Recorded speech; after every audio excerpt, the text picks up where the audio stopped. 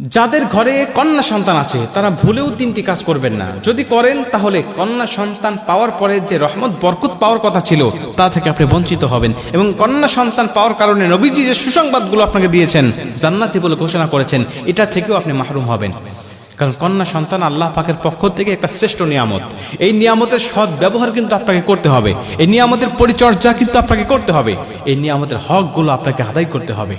আল্লাহ পাক যখন কোনো ব্যক্তির উপরে খুশি হয় তখন তাকে একটা কন্যা সন্তান দান করে। এটা মুসা আলাইহিস সালামকে আল্লাহ স্বয়ং নিজে বলেছিলেন, মুসা, আমি যখন কোনো বান্দার উপরে সন্তুষ্ট হই, কোনো দম্পতির উপরে সন্তুষ্ট হই, তখন আমি আল্লাহ পাক ওই দম্পতিকে একটা কন্যা সন্তান দান করে দিই।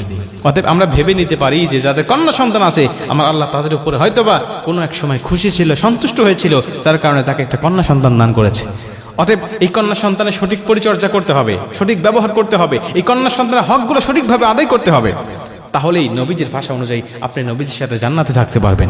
এক নম্বরে, এই কন্যা সন্তানকে আপনার ছোট্টবেলা থেকে আদব শিক্ষা দিতে হবে। এই সন্তানকে কখনো কোনো কন্যা সন্তানকে পরপুরুষের কোলে দিবেন না, পরপুরুষের কোলে দিবেন না। হ্যাঁ, একেবারে নবজাতক কন্যার কথা ভিন্ন, কেবল জন্মগ্রহণ করেছে, খুশিতে আনন্দে অনেক আত্মীয়রা আছে, তারা কোলে নিতে চায়, হ্যাঁ তারা নিক, সমস্যা নেই। কিন্তু এই কন্যা সন্তানের বয়স যখন 3 বছর, 4 বছর, 5 বছর হয়ে যাবে, তখন এই কন্যা সন্তান যখন বোঝা শিখে যাবে, বুদ্ধি হয়ে যাবে, তখন আপনি কোনো পরপুরুষের কোলে দিবেন না।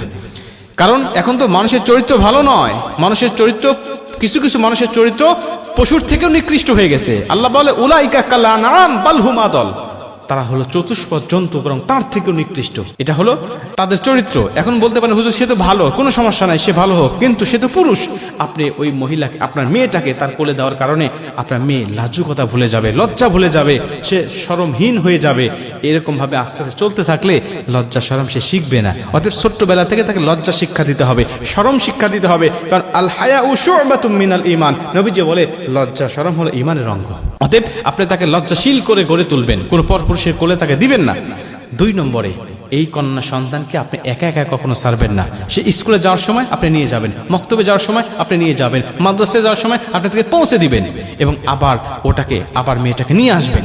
এটা হলো আপনার দায়িত্বের মধ্যে পড়ে। যতদিন সে আপনার ঘরে আছে, স্বামীর ঘরে যাওয়ার আগ পর্যন্ত যতদিন আপনার ঘরে আছে, ততদিন আপনার দায়িত্ব থাকবে তাকে দেখভাল করা, তাকে দেখাশোনা করা। কারণ এটা আল্লাহ পাকের পক্ষ থেকে একটি নিয়ামত হিসাবে আপনাকে দিয়েছে, এবং এই নিয়ামতটা কিন্তু এমনি এমনি আসে নাই। এটাকে বোঝা মনে করবেন না, এটা আল্লাহ পাকের পক্ষ থেকে আপনার সংসারের উপর অগণিত বরকত নিয়ে এসেছে, রহমত নিয়ে এসেছে এই কন্যা সন্তান।